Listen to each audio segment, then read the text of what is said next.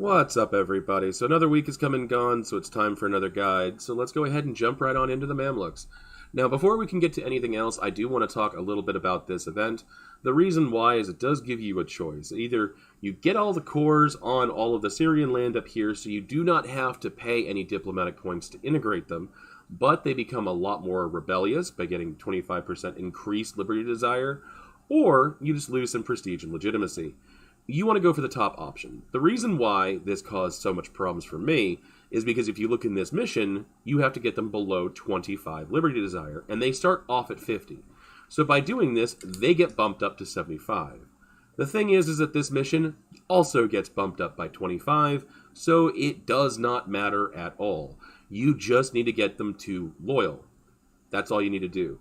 And by having cores on all this land, it's easy to keep them loyal because you can just dev-click something because you're not going to be spending any points to integrate this anyway.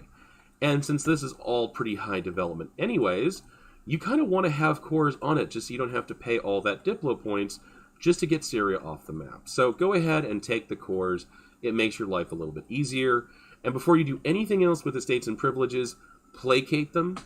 It'll drop it by 10 liberty desire. It'll also make you negative in prestige, so when you come into here to grant all of these privileges, Patronage of the Arts gives you another 5 instead of 15 for a total of 20, giving you right back to where you were before, making it so you just got 10 Liberty Desire reduction for nothing. So let me go ahead and grant these privileges here, and for those of you who watch me usually, you'll notice I always take these Monarch Point privileges. I'm not going to be doing that. You want to not grant those simply because since you have subjects at the start of the game, and you're going to have a lot of subjects at the start of the game, you want to make sure that you do not have them become disloyal, and if you drop below 30, they can become disloyal, or at least more disloyal. So instead of doing that, we're going to instead go through the Waqf payments, the Dar Hal Hadith Scholarship, and I'm sure I'm mispronouncing these, sorry about that, but it'll be fine. I guarantee you it will not hurt you for me to mispronounce things. Give me 1 second while I pause this, while I grant all of these privileges, and then I can talk about what I'm granting and why I'm granting them afterwards. See you in a second. And welcome back, everybody. So basically, it's pretty much what you guys would normally expect out of me. I have religious diplomats, strong duchies, patronage of the arts, increased tax income, etc. What is different is that I'm using the Waqf payments to give me negative 25% stability, which will counteract the 3 advisory councils that increase it by 10 each. So it doesn't have any real change on stability cost, but I do have 15% advisor costs for both admin, military, and Diplo points. And then I have right here another 10% off if they're the same religion as my ruler, which they almost certainly will be. Meaning I have 25% off of my advisors to make up for not having this. Now, once you get rid of your vassals, you can then grant these if you want, but for right now, just go with advisors, it's fine. And as far as advisors are concerned, go ahead and hire level 1 advisors based off of what you have available. From what I've seen, these are not routine, like you don't get one guaranteed. So go with what you have, but what if you do have them available, go for a tax guy. It's a lot of your income, and it'll help a lot. And as far as Diplo, to pick up a diplomatic reputation guy, this will make Syria loyal without having to do what I'm having to do, which is 1 dev click to make them loyal. Once they are loyal and you have a level 1 advisor for admin, you will be able to complete this mission, which will give you claims over pretty much half of Anatolia, making it ready for you to go and cause some trouble up there with the Ottomans, though we're not going to be taking advantage of that just yet. It's just easier to deal with that at the beginning of the game. As far as your military, take this 14 stack, move them up to Rashid. Take the cavalry out of this stack, also move them to Rashid. You're wanting all of your cavalry in 1 army. And hire 3 Mamluk infantry. These 3 infantry will be enough to equal the 10% required for this mission, so just get it out of the way now. It gives you a bunch of permanent claims, but right now it's just easier to complete this mission than it is to try and do it later when you have an army of 100,000 men running around. So, there you go. And now it's time to talk about diplomacy. Your starting diplomacy is going to usually be pretty consistent. The only thing that will change is if Venice rivals you at the start of the game, which they did with me. If they don't rival you at the start of the game, you can improve relations with them and get them as an ally, because they will help you smack the Ottomans. In my game, that's not going to happen. Everything else will be the same, though. First thing we're going to do is ally Ajam. Then we're going to unpause the game. The next day, we're going to pick up an alliance with Medina. The day after that, we're going to pick up one with Dulkadir. Once those three are established, we're going to wait till our diplomats come back. We're going to break our promise of independence with Cyprus, because we do not want them taking up a diplomatic slot. We're going to pick up an alliance with Fezzan. And, well, we would normally go and improve relations with Venice, but something tells me that's not going to be very helpful. So instead, find somebody up here. It really doesn't matter who, just somebody that can cause a distraction whenever you go after the Ottomans. Serbia works, Hungary works, Poland works, it really doesn't matter. Just pick one that is likely to be willing to ally you at some point, that you think is not likely to end up being taken over by another country randomly. I wonder who I could be talking about, but you should be able to find somebody up here that is more than willing to ally you out of fear of the Ottomans. Albania is also a good option too, because, well, Skanderbeg is really, really, really strong. But just pick somebody up there and work on them. Once you have your guys back, you're going to simply wait until December 14th. You're waiting for the first day to attack somebody. And it's going to either be Akkuyunlu, if they do not ally the Ottomans, which is about one chance of like 100. I've played through this about 50 times, and they've only ever done that where they didn't ally the Ottomans day one twice. So you're not likely to be able to attack Akkuyunlu, even though they do have a Syrian core. The other person is Aniza. Now, Aniza is the opposite of Akkuyunlu. Most games, they are going to have no allies. If they do have one, it's usually one guy down here, or it's one guy down here and one guy up here. In either case, attack them because Fadl has a core on them, and your subject should be able to handle this without any input from you. So let them go down and deal with Aniza, hand off all of the land to Fadl, take all the money, and walk away. Now, as far as what you're doing in the meantime, improve relations with Medina, because you want to vassalize them, and improve relations with Dulkadir. You want to vassalize them. Fezzan, you will eventually pick up as a vassal, but you don't really need to pick up immediately. They will just simply sit there until you're ready to start expanding to the west. The only time that's different is if they also ally Tunis, because Tunis can also diplomatically vassalize them. The same is true with Dulkadir and the Ottomans. If they ally the Ottomans will diplomatically annex them or vassalize them that way, just like you can.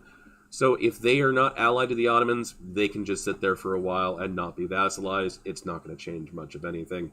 You're just preventing the Ottomans from expanding into Dulkadir for now. But with that being said, I'm going to let my vassals take care of this while I build up my army and get everything set up. Just let it go for now. You should be fine, and I'll see you guys in just a second. And welcome back, everybody. So as you can see, Medina is now willing to accept a vassalization. Once you have them as a vassal, you are able to come in here to the Holy Cities, and this will give you an event that allows Hejaz to simply inherit Medina, and go with that option. You don't want to have the second option or the third, where basically you keep two separate vassals, and the top option gives you the most prestige, as well as makes it so it doesn't take up an extra slot, so there's no reason to do any of the other options.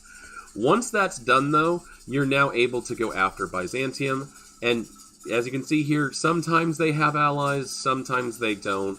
In this case, they actually have probably the biggest alliance chain I've seen in a while, but it's still not going to matter. So once I have my diplomat back, I am absolutely going to declare on them, and I'm going to use my transport ships to land up here in Achaia. And then once I have this area secured, I will move on to this area up here. Now, because it's Serbia and, in this case, Moldavia, they may get access through the Ottomans.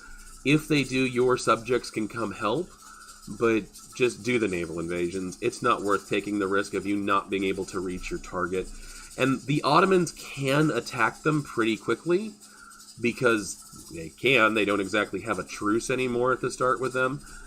But they usually don't. They'll usually attack somebody small over here. In this game, it's going to be Trebizond that takes the brunt of it. Usually it's Kandar. And then they'll turn and go after the Byzantines later. So in this game, I'm going to launch and go up there. I do need to hire a general. It doesn't really matter if they're that good or not. Just bring them up here, land your 20, and once you're able to move onto the fort, you can bring up your other 10 to reinforce them. And the Byzantines and their allies really shouldn't be attacking you. And keep your stability up. Other than that, and as I said, feed everything to Fodl. But other than that, just gotta wait until this is done. So I will see you guys once this war has concluded. And welcome back, everybody. So the war is over. I did have to hire a grand company because their fleet with Moldavia kept blocking me from getting to Achaia. But it's over. Now, what you're going to be doing is you're not going to be vassalizing Byzantium. You're going to flat out full annex them, including Athens. Take whatever extra money you can and piece them out. The reason why you're doing this instead of vassalizing them, the vassalization option is there for the Ottomans to attack them and to pull the Ottomans into a defensive war. So your massive alliance network of people like Austria and Poland can just dumpster them.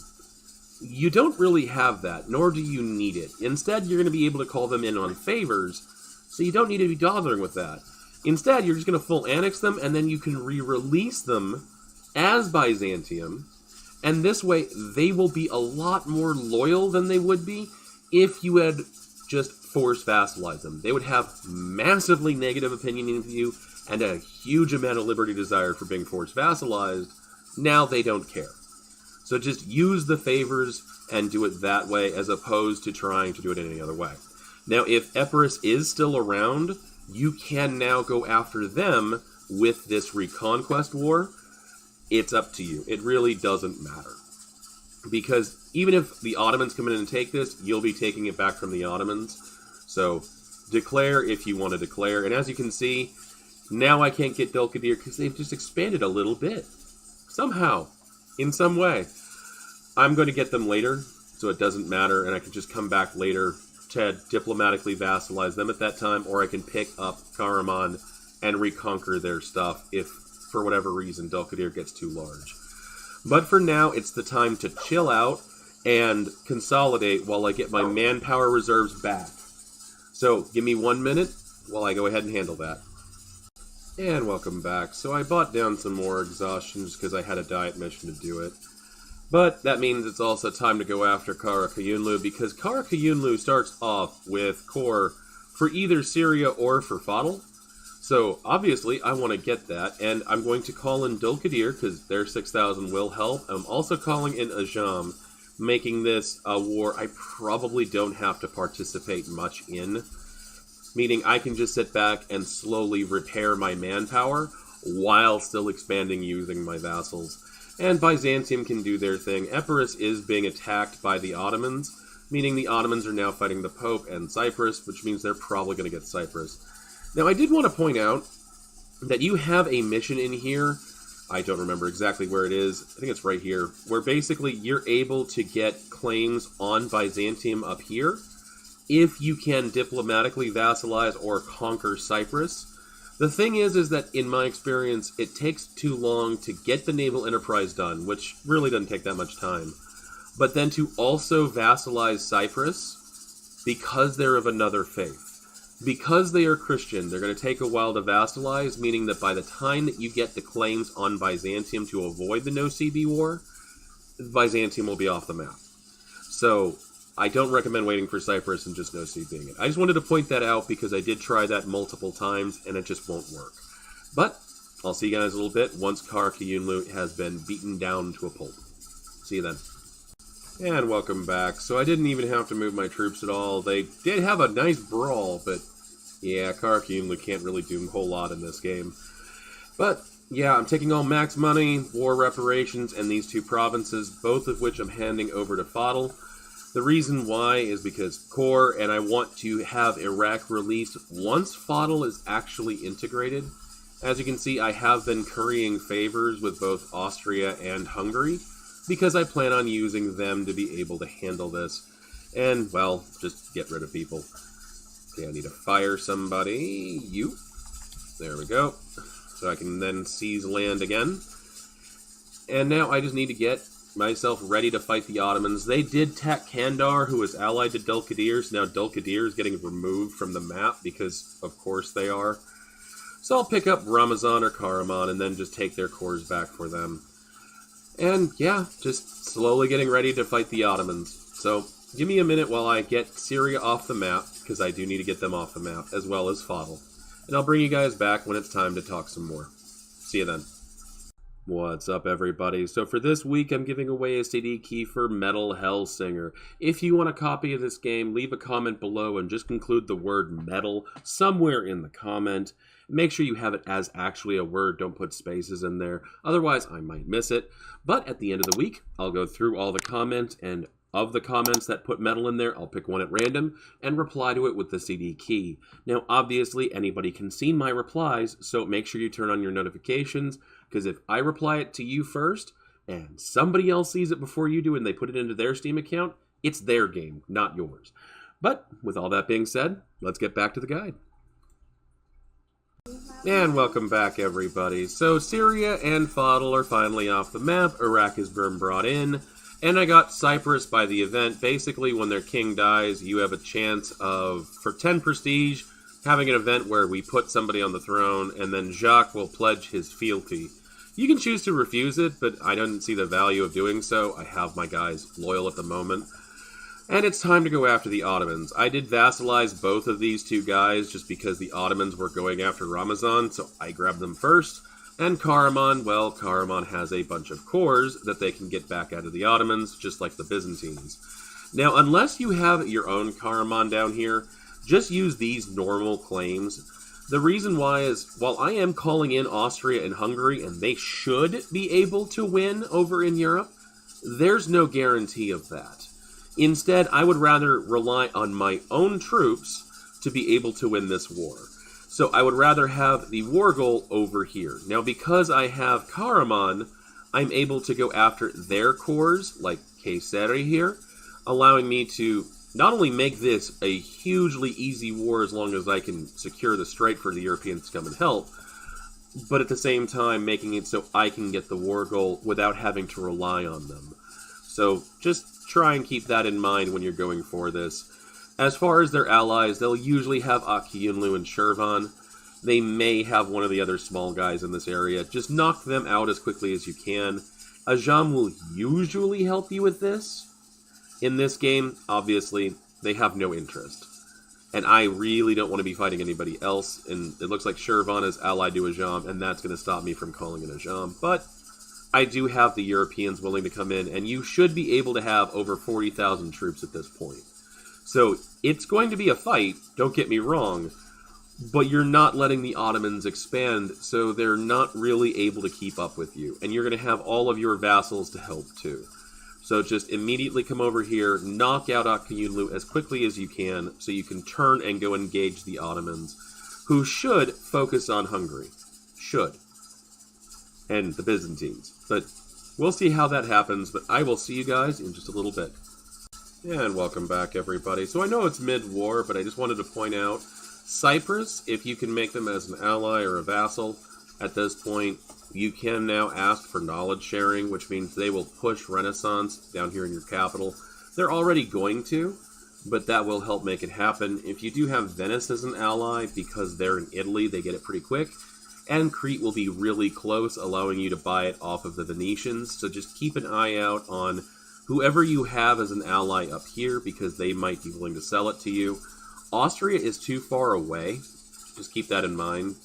So if they're outside your colonial range, you're not going to be able to use them. But Crete, Venice, Byzantine, they will be able to sell it to you once they have it. So with that being said, I'm going to go ahead and go back to this war. And I'm really not doing a whole lot, because the Ottomans ran north to fight Hungary and Austria and got crushed hard, allowing me to just knock out Akyunlu without any real challenge. So, see you guys soon. And welcome back, everybody. So this war's over with the Ottomans. I only had one battle with them because I wasn't paying attention and they jumped my army on Trebizond. But either way, what I'm taking is everything along the coast that is a Byzantine core, and then everything along the coast that is not, straight up to be owned by me or handing it over to Byzantium. The reason why I'm doing this is because if you do not take everything along the coast, Venice is likely to attack them, and they will take a giant chunk of Anatolian land, and now you have to fight Venice and their trade league and their allies, which can be just annoying. So instead of dealing with that, make sure you come in here and you make sure you block everybody else off from taking this land. You can hand it over to Karaman or Byzantium or whoever you want to. Just take the land, and now, because I've done this, I have a straight walking path, so I no longer need a navy to be able to get up to Byzantine land. This is all just going to be mine. I am going to core it up myself, because why not own it myself? And I will integrate Byzantium, Ramazan, Karaman once I have all their cores returned, and I'm able to move on from there. But at this point, I'm going to take my army and get ready to go after Karakayunlu again, because their time is almost up, so I can run in there and take all of Iraq's land, and then I can move into the north and try and get Georgia on my side as well. They should be knocked out of the map by this point. They're hanging on for dear life, but Georgia, they have a ton of cores that you can reconquer, and in the middle of all of that, they also have Armenia that you can conquer as well. So just try and reach up there at some point and grab that while you're going after Iraq down here, because it's just a lot of extra land you can grab. Once you have people getting integrated and removed from the map, you can start vassalizing other people down here. So I'm going to go ahead and improve relations with the Hejaz because I need to get them removed. I'm also going to try and go for Ramazan to get them removed because they've already had all their cores. And then lastly, Cyprus, because a one-province minor is not exactly the greatest thing to have taking up a diplo slot. But, with that being said, I will see you guys in a little bit. I did not even realize that Fazan got annihilated like that. This is why I hate it when the AI allies itself, because this kind of stuff will happen. But I can always pick them up and then go after Tunis later, even though I do have claims up here anyway. But I'll see you guys in a little bit. And welcome back. Ottoman War number 2 is over. I'm taking what's left of the Byzantine cores, Kermanese cores. They were able to push over here and get Karakayunlu as an eyalet, so I'm stealing them from them as well. And there you go. 100% war goal, or peace treaty, and yeah, still nobody cares. And this should give me enough to complete some missions in here. No, barely not enough, but still. I now have Karakayunlu, and they will be a little disloyal, but I can just run up and grab stuff. And I did attack Tunis at one point. They were allied to Tafilalt, so I grabbed them as a subject, and now I'm going to be able to spread through Tunis, as well as through Morocco, and I will eventually link everything up together, because Portugal, despite having some decent allies, yeah, Castile isn't doing too good. And Castile really is not a threat at all. Portugal really isn't a threat at all. And while they do have an England, which could tip the balance, England really sucks when it comes to doing naval stuff, so they probably won't show up either. I am integrating Iraq and Hejaz. As you can see here, they are going to kind of stall out because I just took out a bunch of my Diplo points, but it is what it is. Once I have people integrated, I'll be able to move on, and it looks like I'm going to need yet another war in order to subjugate the Beyliks as well as crush Anatolia, because I'm just a little off. But I'll be able to move down towards the gates of Constantinople soon. So I will see you guys in just a little bit. And welcome back, everybody. So after expanding a bit, it's time to finish off the naval enterprise. This will give you a series of choices here for the rest of the game. It gives you access to a new doctrine, but basically you have to choose between galley combat ability and cost, light ships, heavy ships, or marines. Honestly, light ships is probably going to be the strongest one of this, just because more money is better, but it's completely up to you what you choose to go with here. Because honestly, if you're going to have a naval fight, just build more galleys. This isn't going to be that big. Same with heavy ships. It is still nice to have these, but having more money for the punch is generally going to be better. And I am going to just start clicking through these. I'd like to wait until I have a ruler that isn't almost 70 years old, which is why I'm sitting back waiting on these, but it is time for me to get to this point and move past it. I'm still going to attack the Ottomans, though, and just move on from there. Not really worth going after cores, but I do have Georgia up here, but I'm just going to take what I can out of the Ottomans. But let's go ahead and do it. I am going to keep calling in Hungary and Austria, because the more I do this, the more I can prevent them from doing anything here, because I just don't give them the land. With that being said, I'm going to go ahead and fight this. I'll see you guys in just a second, because it's time to pivot to other things. See you then.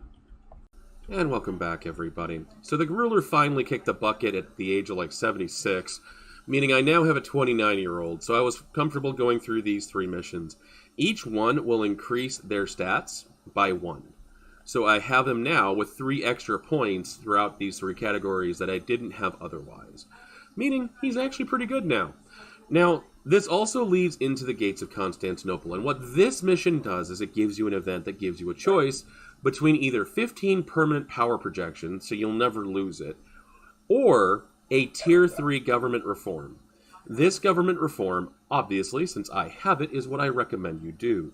This does 2 things. 1, it makes it so you can actually see the point distribution of your rulers, so you're not picking a 0-1-0 anymore blindly, so you can avoid them. But it also makes it so you have the Pasha system. Meaning, you can come in here, and if you have a state that you want to reduce the governing cost of, such as in India, and you don't want to deal with heathens being a problem there, you can assign a Pasha, and suddenly they're going to be a stable province without unrest that you can use for your country. So obviously, I recommend doing that. The other thing I needed to talk about is actually down in Tier 5.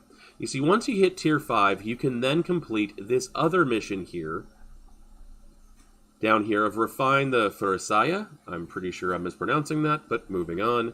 This will give you a reform that increases the morale, it increases discipline for your Mamluk units.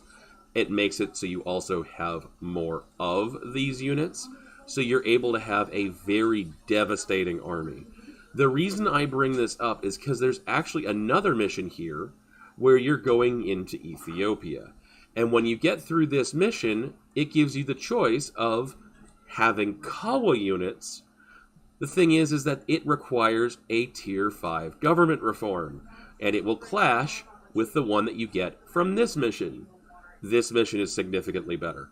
Do not go with the Kawa. They're just not worth it compared to the Mamluk units. But that's basically what you need to know. You're still able to expand using diplomatic resources. Just expand where you can doing so. There's very few tags that aren't going to be willing to accept it in some regard. If you go espionage ideas, it's even easier. But as you can see, I'm pushing into the edge over here into Morocco. I'll be able to expand into Iberia without any huge difficulty, at least in my game, because Castile is really dropping the ball.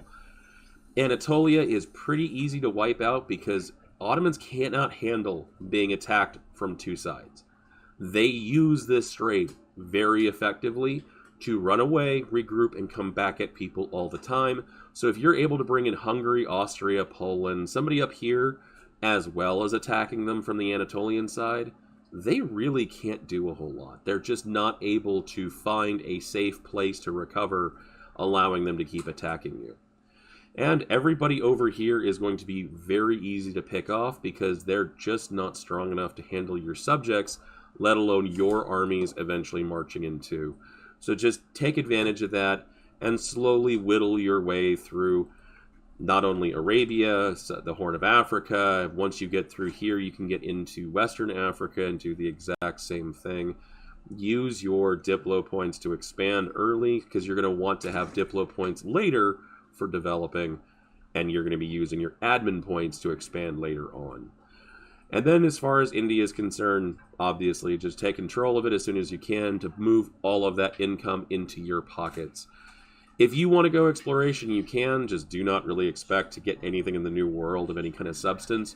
Instead, focus over here in Indonesia, because in Indonesia and India is where all of the money you're going to get is going to come from. And if you can come down here and block off the South Africa portion before Portugal can get down there, you will prevent them from being able to take any money out of your grip, because Europe will be bankrupt at that point. But that's how you guys want to play.